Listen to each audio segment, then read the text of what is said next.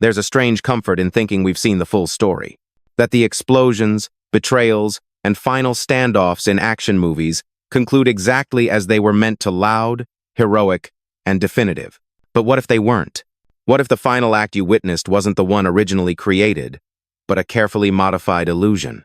Hidden deep within editing rooms, behind locked studio vaults and non-disclosure agreements, are endings that were fully filmed, completed, and sometimes even screened to test audiences only to be removed in silence just before release. Endings where the heroes fall, where the enemy wins, where morality twists, and the truth becomes uncomfortable. These endings weren't scrapped ideas or unfinished scenes. They were locked, rendered, and in some cases, scheduled for theatrical prints. Some were cut because of last-minute censorship. Others were buried under corporate panic. A few vanished for reasons we still don't fully understand. And yet, traces remain: whispers from editors, rare VHS screeners, stills that don't match any known version of the film. They tell a different story, one the studios didn't want you to see. This isn't a list of what could have been. It's a countdown of what almost was and was taken away at the last moment. Some endings changed the tone. Others rewrote the film's entire meaning. But all of them shared one thing: they were too real, too risky, or too revealing to survive. Welcome to Action Undone. And here are 15 action films where the true ending was shot, but never seen. Fact has shown. Cold Harvest, 1999. The ending that wasn't in the script. Cold Harvest is chaotic genre fusion at its finest. Sci-fi, Western, martial arts, and twin brothers in a post-apocalyptic dust bowl.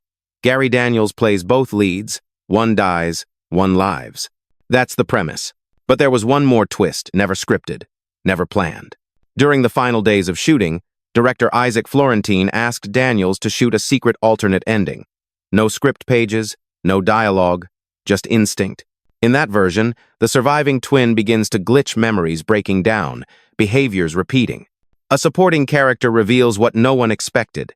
The man we've been following was a clone, programmed to replace the original, who died before the film began. The final scene shows him standing beside the clone chamber, staring at his own body.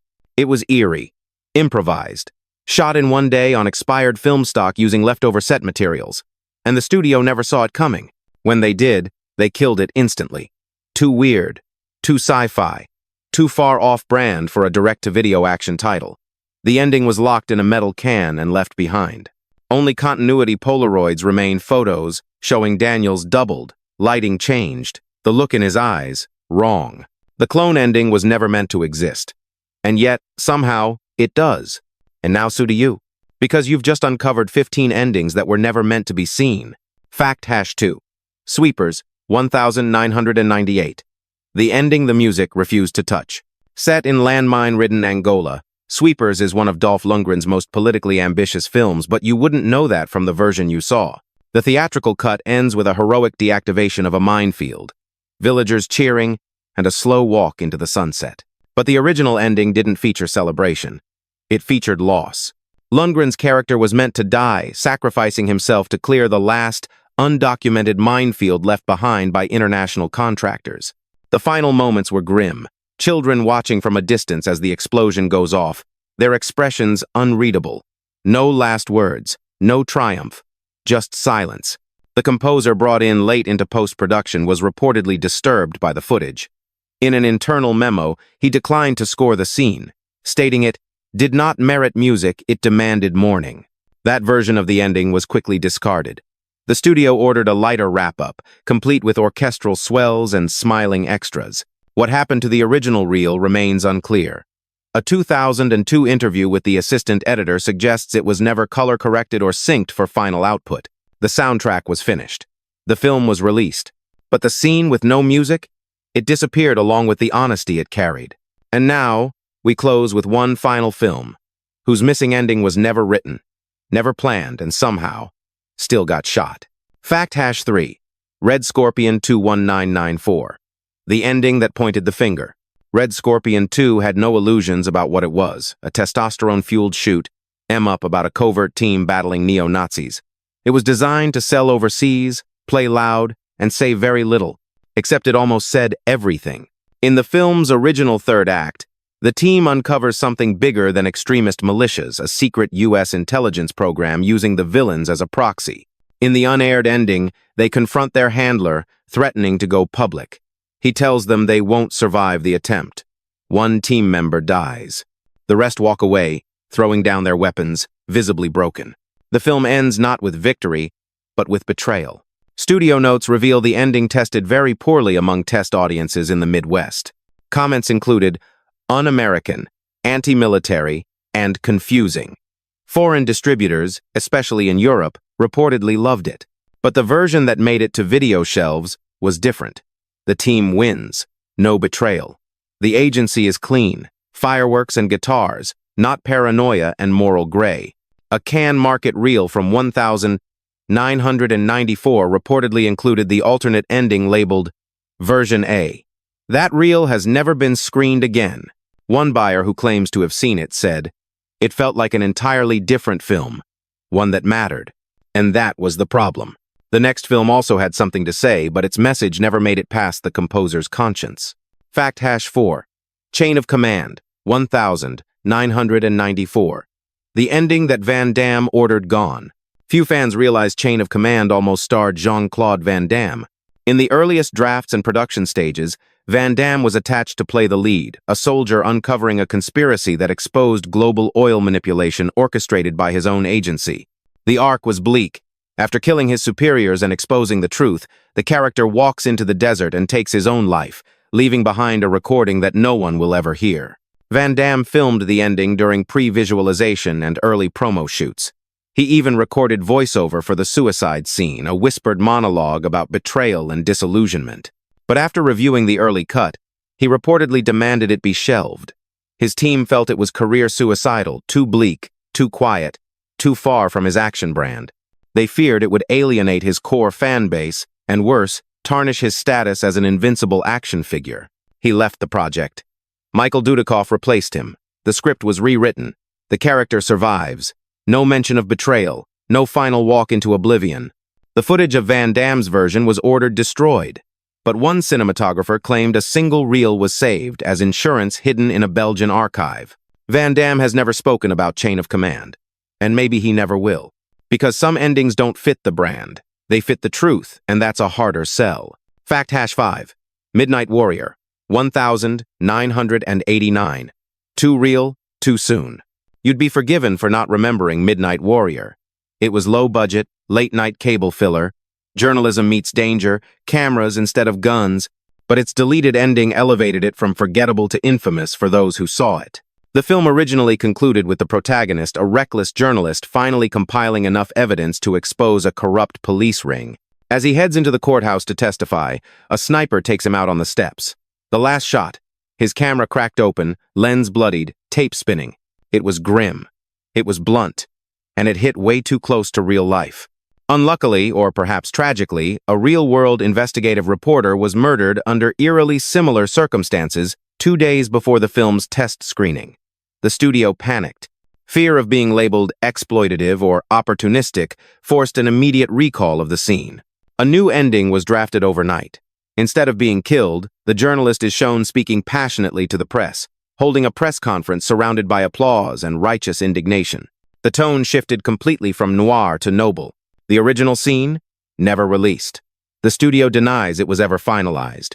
But early copies of the script contain full dialogue and direction for the assassination ending. A prop camera with fake blood residue was listed in the production assets, then written off. Sometimes fiction stumbles too close to fact. And when it does, truth becomes too dangerous to show. But the next film wasn't silenced by politics or tragedy. It was shut down by the ego of its own star. Fact #6. The Expert, 1995. The Scene That Went Too Far. The Expert is a forgettable 90 seconds revenge thriller unless you know what got cut. The released version ends predictably. The ex-military protagonist outsmarts the legal system and executes the man who murdered his sister. Justice served, the audience satisfied. But the original finale didn't offer closure. It offered horror. In a now-lost work print, the hero gains access to the prison execution chamber, hijacks the process, and sabotages the electric chair. What follows is a prolonged, disturbing death with the condemned screaming, sparking, and eventually falling silent as prison officials panic on the other side of the glass. Crew reports described the sequence as visceral to the point of cruelty. The camera didn't flinch, no cuts, no score. Just a man slowly dying while the system watched. A few internal reviewers reportedly walked out during screenings. The studio feared the backlash not just for graphic violence, but for the clear metaphor that revenge is no cleaner than the crimes it punishes. The scene was removed, the ending reshot, and the character was softened. The new version frames the hero as righteous, clean, heroic. The original? It painted him as broken, no longer better than the man he killed. A single VHS copy of the initial cut surfaced online in 2001 and disappeared almost instantly. All links lead to dead forums. All mentions end in silence. In a film about execution, it was the most honest moment and it got the axe. Next, a death too real, airing too close to an actual tragedy. Fact #7. Martial Law 2. Undercover. 1991. The Fire That Took the Truth. Cynthia Rothrock. Underground fight clubs. Corrupt cops. Martial Law 2 didn't aim for subtlety, it aimed for broken bones and shattered glass. But among all the fists and kicks was a final scene that shifted everything. Originally, the film closed with a public exposure of the villain's crimes. Not just extortion and murder, but child trafficking with the assistance of senior law enforcement. When confronted in front of the crowd, the villain took his own life. The camera lingered on the crowd's stunned faces. No celebration. No victory. Just silence. Rothrock's character didn't pose or smile, she stared straight ahead, unmoving. But that version no longer exists. A fire at a storage facility in Glendale, confirmed in local news archives, destroyed several reels of the first cut, including the full ending. With deadlines looming, producers cobbled together an alternate conclusion, using fight outtakes and a truncated arrest. The new ending felt lighter. The villain is defeated. Justice wins. The crowd cheers. But something is off. You can feel it in the edit, the rhythm breaks, the emotional logic crumbles. That's because the original scene, the real climax, burned before it ever reached the screen. Some say a single VHS workprint survives in a private martial arts collector's vault. Others believe it's lost forever. Either way, Martial Law 2 is proof. Not all lost endings are deleted, some are simply consumed. Fact #8. The President's Man, 2000. The ending that questioned the flag. Chuck Norris as a government operative, a role tailor-made for patriotic action and clean-cut justice. The President's Man was designed for network television, easy moral lines, explosive resolutions, and loyalty above all. But the script originally ended with a moral collapse. The hero uncovers a conspiracy that leads straight to the Oval Office, a staged international crisis, fabricated intelligence, and a president willing to sacrifice civilians for geopolitical leverage. Norris's character demands accountability and is offered silence in return. In the original ending, he walks out of the White House, leaving behind his badge, his weapon, and his unwavering loyalty. The final image is not of a flag waving proudly, but one hanging limp, faded, barely moving. The scene was filmed, confirmed by a production designer in a quietly deleted blog post from 2003, and it aired once in a regional test market in the Midwest. Within 24 hours, the network pulled it. Officially, the reason was audio distortion. Privately, the studio didn't want Chuck Norris seen rejecting the system he usually upholds. That version of the film no longer exists in any known archives, not even as a DVD extra. But a few screenshots, pulled from an off-air recording, show a very different man in the closing moments, not angry, not triumphant, just disillusioned. It's one thing to kill the bad guy. It's another to suggest the bad guy wears a suit and seal. But the next ending didn't get censored, it burned. Fact #9, The Last Match, 1991. The victory they erased. At first glance, The Last Match feels like a bizarre genre cocktail. Part sports film, part jailbreak fantasy, part rebel militia drama. A grieving father recruits a football team to bust his daughter out of a foreign prison. It's absurd, violent, and strangely charming. But the ending you saw with laughter, cheering, and a victorious flyaway in a helicopter wasn't what the filmmakers originally intended. In the film's earliest cut, the mission succeeds, but not without devastating cost. As the helicopter takes off, the daughter who was central to the rescue is mortally wounded in the crossfire. She dies in her father's arms mid-air, her final words barely audible over the rotor blades. The scene was reportedly somber and raw. The camera stayed fixed on the father's face, unable to cry, just holding her as the chopper fades into the sky.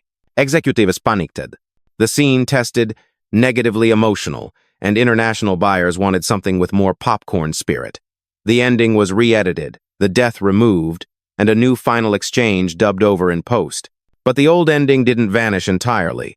A Miami-based editor claims to have seen a beta tape labeled LM, Final, 1 Alt, which included the death scene.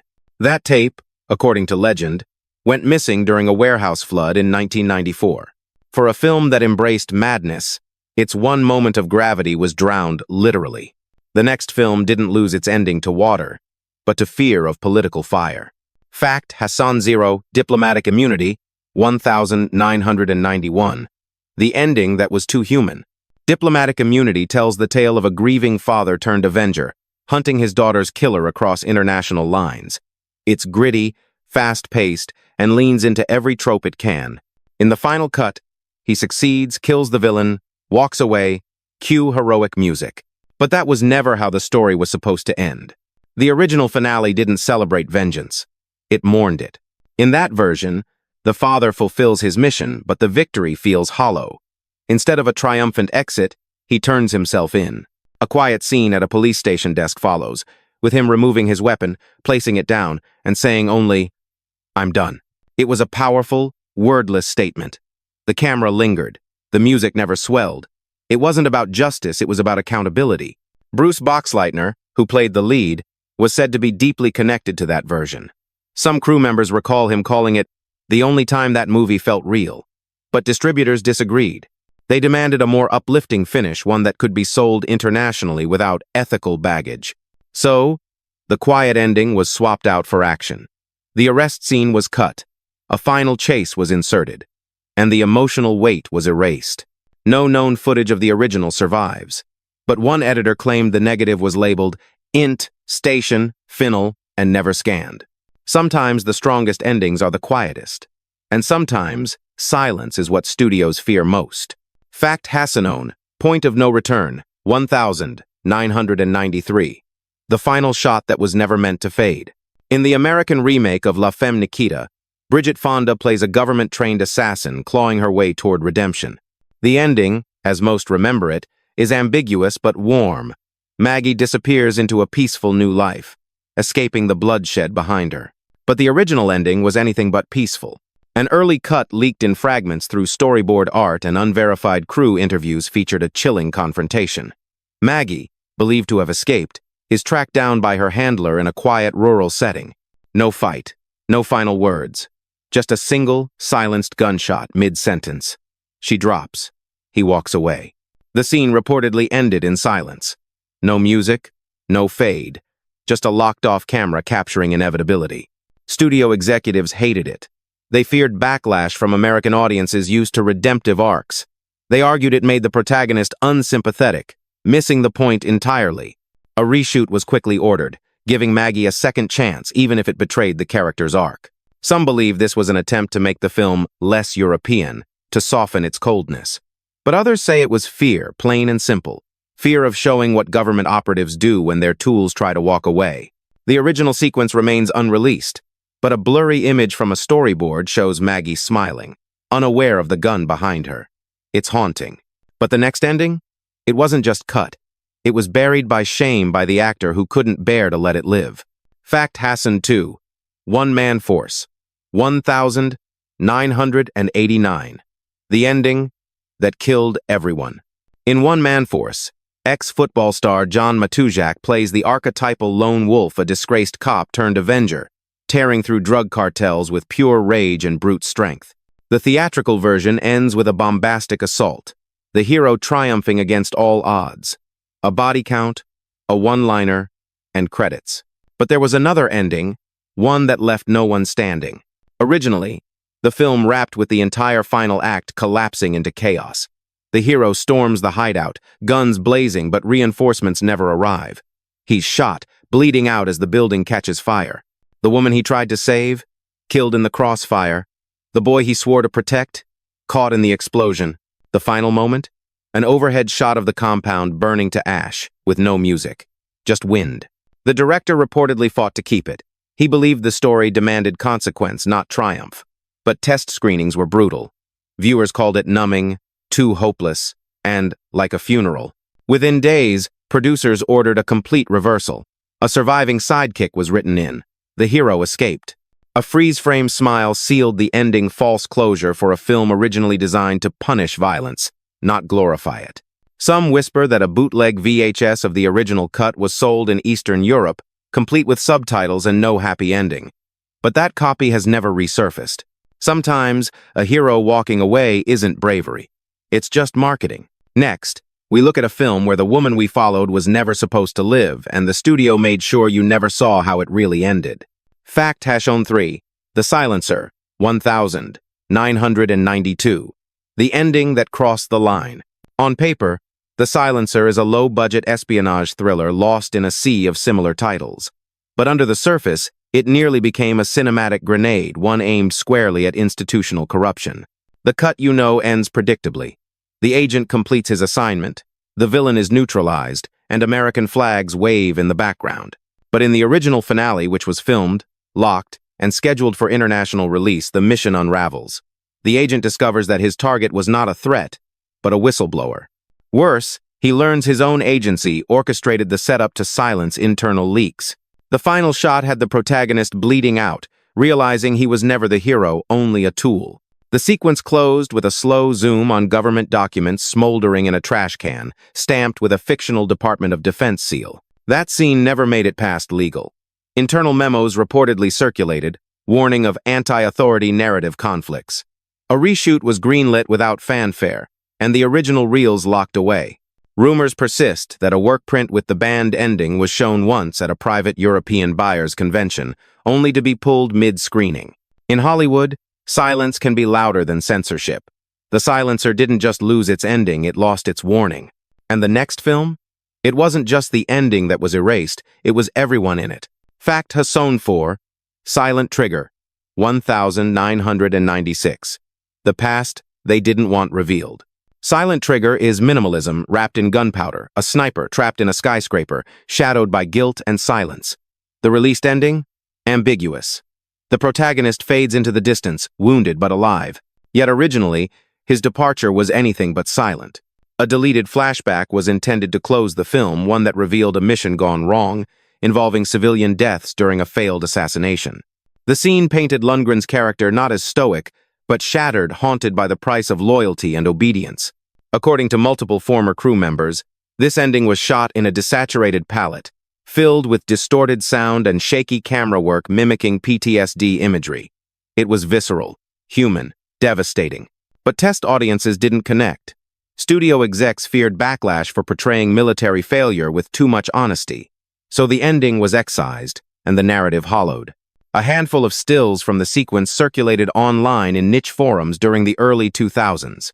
They showed burned-out vehicles, villagers running, a lone sniper silhouetted in smoke. Those who saw the test screening say the moment felt too real, like a war confession buried inside an action film. But in the next movie, the truth didn't come from guilt.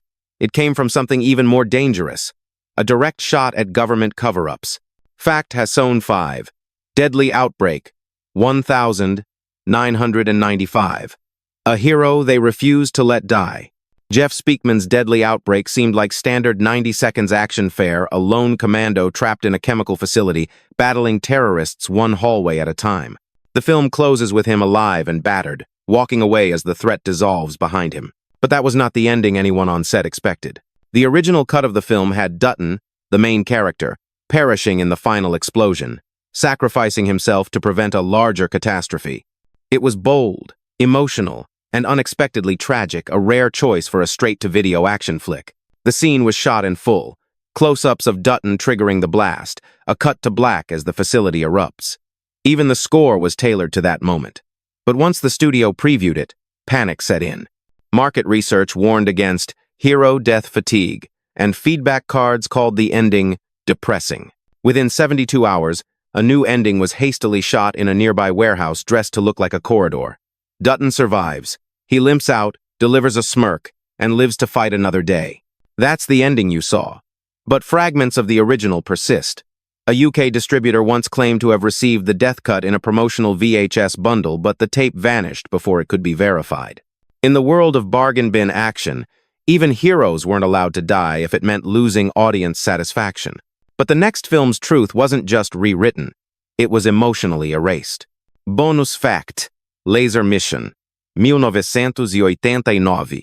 A death foreshadowed. Some stories become stranger after the credits roll. Laser Mission, starring Brandon Lee, was a pulpy, low-budget Cold War thriller that few paid much attention to at the time. But years later, whispers began to surface not about what was on screen, but about what almost was. According to archived production notes and a crew member's anonymous forum post, the film originally ended with Lee's character dying during a weapons test gone wrong. In the scene, he's demonstrating a supposedly harmless energy weapon only for it to misfire and kill him on the spot. It was meant as a bitter twist. Technology built for war turns inward, claiming the innocent. The scene was shot complete with practical effects, slow-motion reaction shots, and a fade to static. But after test screenings, producers decided it was too jarring. More importantly, they feared it made Lee look weak, not heroic. The ending was removed, reshoots were ordered, and the current version shows him escaping, victorious and laughing. What's chilling is this: the original ending, in which a supposed safe weapon kills the star by accident, mirrored the exact circumstances of Brandon Lee's real-life death just 4 years later, on the set of The Crow from a weapon that should never have been lethal. Whether the scene was cursed, coincidental, or just tragic foreshadowing, it was locked away and never released. No footage survives, only memories. Some endings are too real not for the screen, but for life itself. They filmed the truth, and then they cut it. Endings erased. Fates rewritten. Stories buried beneath marketing plans, fear, or silence. Now you've seen what was never meant to be shown. So we ask you, which of these endings should have remained? Which ones never should have been erased at all? And most importantly, what other endings do you think are still locked away, waiting to be unearthed? Tell us what you believe. Because behind every final scene, there might be another story no one ever wanted you to see.